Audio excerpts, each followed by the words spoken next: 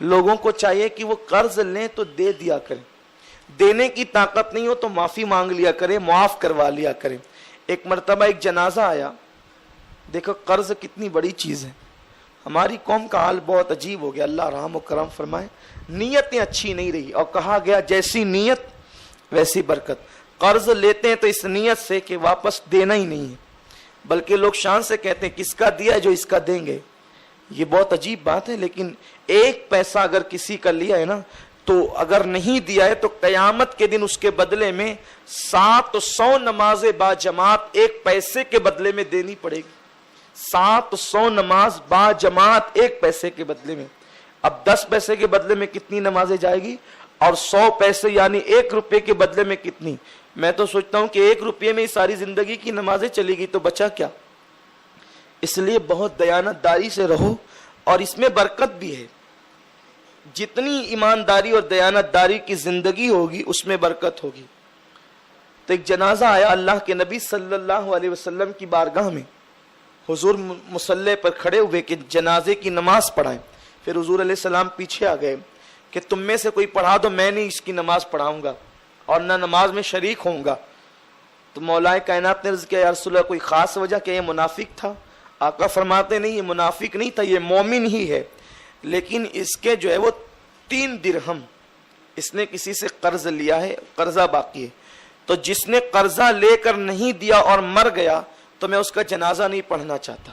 دیکھ رہے ہیں حضور کی ناراضگی، صرف 3 درہم، مومن ہے، نمازی ہے، متقی ہے، پرہیزگار ہے، لیکن وہ بھی جان بوجھ کر انہوں نے ڈبایا نہیں ہے، مہلت نہیں ملی زندگی میں کہ ادا کرے، اور وہ انتقال ہو گیا ہے۔ تو 3 درہم کی بات تھی کہ حضور نے میں نہیں پڑھاؤں گا، تم میں سے کوئی پڑھا دے۔ مولا کائنات نے عرض کیا یا رسول اللہ اس کی طرف سے 3 درہم اس کا قرضہ میں ادا کرتا ہوں، میں دے دیتا ہوں، آپ نماز پڑھا دیں۔ مولا علی نے نکال کر کے ادا کر دیے، کیونکہ علی فرماتے تھے مولا کائنات کے صرف 3 درہم کی وجہ سے وہ اتنی بڑی سعادت سے محروم ہو رہا تھا کہ حضور اس کا جنازہ نہ پڑھائیں۔ اب حضور جس کا جنازہ پڑھائیں، آپ سوچ سکتے ہیں کتنا خوش نصیب ہے وہ، کتنا خوش۔ خدا کی قسم حضور جس کے جنازے پر آ جائیں اس کی بخشش ہو جائے، تو حضور جس کا جنازہ پڑھائے اس کی شان کا عالم کیا۔ تو مولا کائنات نے اس کی طرف سے قرضہ ادا کیا، اور جو ہے وہ پھر حضور علیہ السلام نے جنازہ پڑھا۔ اس سے ان اولاد کو بھی عبرت حاصل کرنا چاہیے کہ باپ مر جاتا ہے اور اس کا قرضہ باقی رہتا ہے، اولاد سانس ہی نہیں لیتی۔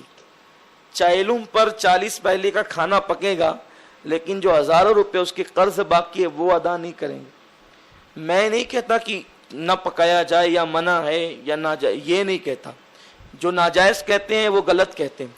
چیلم پر کھانا بالکل پکائیے گا، منع نہیں ہے، لیکن یہ نفل ہے، پکانا نفل ہے، اور اس کا جو قرضہ ہے وہ ادا کرنا فرض ہے۔ تو آپ کو چاہیے اولاد کو کہ آپ اپنے مرحوم باپ کا قرضہ ادا کریں تاکہ قیامت میں وہ پھنس نہ جائے اس کی طرف سے، بلکہ لوگوں سے معلوم کریں، اس کے دوستوں سے، احباب سے جس سے وہ جو ہے وہ کاروبار کرتا تھا ان سے، کہ قرض تو نہیں رہ گیا۔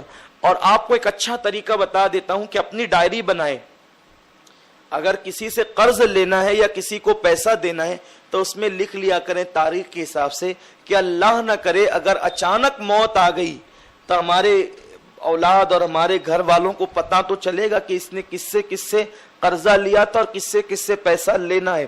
کیونکہ جب انتقال ہو جاتا ہے کسی کا تو لوگ اس کا دیتے نہیں، کہ وہ گیا تو چلو اچھا ہی ہوا کہ اپنے کو پیسہ نہیں دینا پڑے گا۔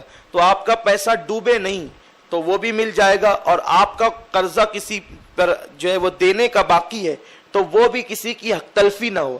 اور لکھا رہے گا تو ایک فائدہ یہ بھی ہوگا کہ جتنا لکھا ہے اتنا ہی آپ کی اولاد دے گی، کیونکہ لوگ یہ بھی کرتے ہیں کہ اگر انتقال ہو گیا تھا 10 تو مانگتے ہیں 100 کہ اتنا تھا، گواہ کون ہے؟ کوئی گواہ نہیں ہے۔ تو اس لیے اپنی زندگی کے اندر ایک ڈائری ہر آدمی کی ہونی چاہیے کہ آپ نے کم سے کم نہیں سب لکھیں تو یہ تو لکھیں کہ میں نے کس سے لیا ہے، کس کو دیا ہے، تاریخ یہ ہے اور اتنے میں واپس کر دیا، اتنا بچا ہے۔ تو اس میں جو ہے وہ کسی پہ ظلم نہیں ہوگا، اور قیامت کے دن جو ہے وہ آپ اللہ کی بارگاہ میں جواب دینے سے بچ جائیں گے۔